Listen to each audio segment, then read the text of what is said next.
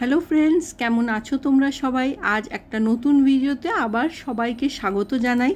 আজ চলে এসেছি একটা রেসিপি নিয়ে। সামনেই জামাই ষষ্ঠী, তো এটাকে একটা জামাই ষষ্ঠী স্পেশাল ডেজার্টও বলতে পারো। ঘরে থাকা খুব সাধারণ উপকরণ দিয়েই আমরা বানিয়ে নেব ক্ষীরসা বা ক্ষীরের রেসিপি।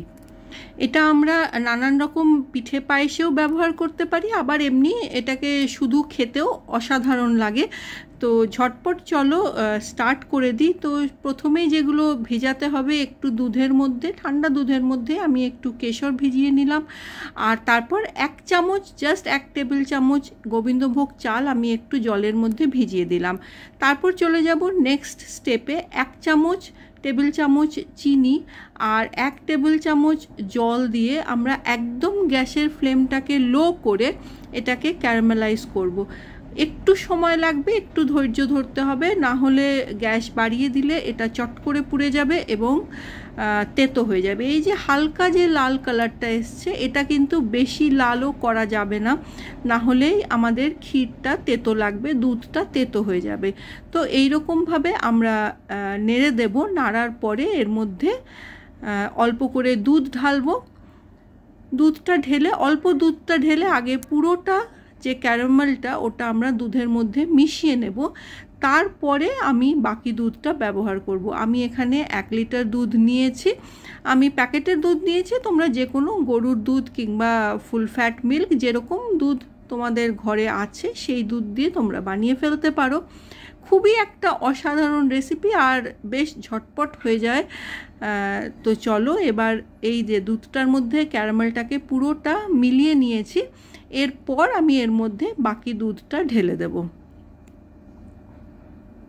বাজার থেকে আমরা যে ক্ষীর কিনে আনি ডিফারেন্ট ডেজার্ট বানানোর জন্য, সেটা অতটা হাইজেনিক হয় না। এইভাবে ঘরে বানিয়ে নিলে বেশ একটা সুস্বাদু ক্ষীরসা আমরা খেতেও পারবো, কিংবা আমরা পিঠেতেও বানাতে পারবো। দেখো দুধটা পুরোটা ঢেলে দিয়ে বেশ একটু সময় ধরে এটাকে নেড়ে চেড়ে আমরা দুধের অ্যামাউন্টটাকে কমিয়ে ফেলতে হবে। একটু কমিয়ে নিলেই এটাতে স্বাদ আসবে, এবং তারপরে আমরা এটাতে ওই গোবিন্দভোগ চাল আর মিল্ক পাউডার অ্যাড করব। আর আমি যে 1 চামচ চিনিটা দিয়েছি, ওই চিনিতেই আর চিনি আমি এর মধ্যে অ্যাড করব না, ওই চিনিতেই আমাদের ক্ষীর মিষ্টি হয়ে যাবে। দুধটা বেশ কিছুটা কমে এসেছে। এবার গোবিন্দভোগ চাল যেটা আমরা ভিজিয়ে রেখেছিলাম, সেটা দুধে কিংবা জলে যাতে খুশি তোমরা ভেজাতে পারো। এটাকে এবার একটা ফাইন পেস্ট একদম বানিয়ে নেব। অল্প, আমি 1 চামচ গোবিন্দভোগ চাল ভিজিয়েছিলাম, এটাকে ফাইন পেস্ট বানিয়ে এবার এটাকে আমরা অ্যাড করব।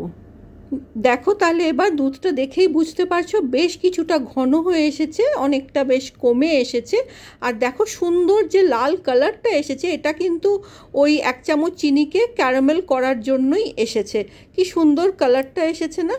এবার এর মধ্যে যে গোবিন্দভোগ চালের যে পেস্ট, কিংবা গোবিন্দভোগ চালকে তোমরা পাউডার করেও একদম অল্প 1 চামচ মেলালে পরে কি হবে, ঘনত্বটা বেড়ে যাবে আর একটু অ্যামাউন্টটা বেশি হবে। আর যদি তোমরা এটা অ্যাভয়েড করতে চাও, তাহলে দুধটাকে আর একটু বেশি সময় ধরে তোমাদের ঘন করতে হবে। আর এর মধ্যে আরেকটা ইনগ্রেডিয়েন্ট মেলাবো, যেটা হলো মিল্ক পাউডার।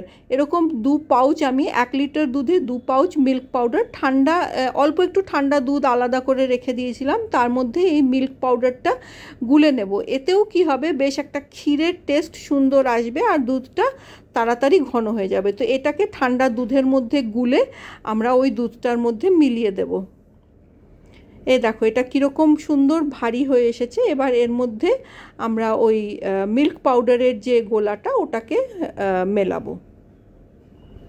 মিল্ক পাউডারের আমি 10 টাকার 2টো পাউচ নিয়েছি 1 লিটার দুধের জন্য। তো এটাকে গুলে মিলিয়ে নিয়ে এর মধ্যে এবার মিলিয়ে দেবো একটু এলাচ গুঁড়ো। সুন্দর একটা গন্ধ আসে আর দারুণ সুস্বাদু হয় এইভাবে ক্ষীরসা বানালে। একবার তোমরা ট্রাই করে দেখো, আর তোমাদের যদি রেসিপিটা ভালো লাগে তাহলে অবশ্যই একটা কমেন্ট করো আর চ্যানেলটাকে সাবস্ক্রাইব করো।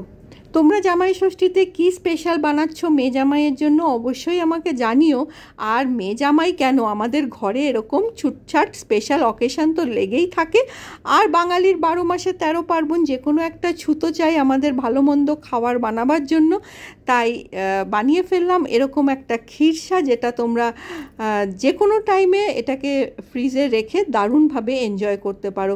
আর কেসারটা দিয়ে উপর থেকে একটু সাজিয়ে দিলে তো দারুণ হবে দেখতে। যাকেই তোমরা এটা খেতে দেবে তার তো অসাধারণ লাগবে। এই খিরসা বানিয়ে তোমরা তো খাবেই, কিন্তু আমাকে কিন্তু কমেন্ট সেকশানে জানাতে ভুলো না তোমাদের এটা কেমন লাগলো। আর যদি ভালো লেগে থাকে তাহলে চ্যানেলটাকে সাবস্ক্রাইব করো। তাহলে আজ আসি, দেখা হবে আবার একটা নতুন ভিডিও নিয়ে। ততক্ষণ পর্যন্ত খুব ভালো থেকো, সুস্থ থেকো আর দারুণ এনজয় করো।